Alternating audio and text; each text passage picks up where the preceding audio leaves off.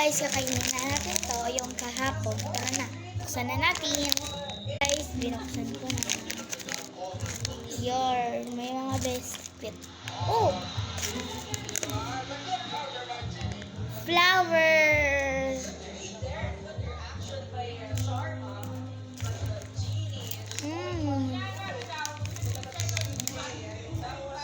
Milk.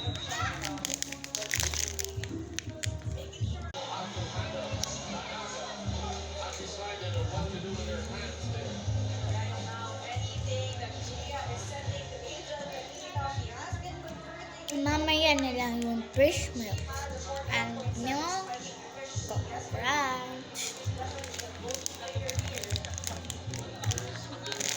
What na guys? Dalawa lang. Ano yung English dalawa? Bye-bye. Fresh milk.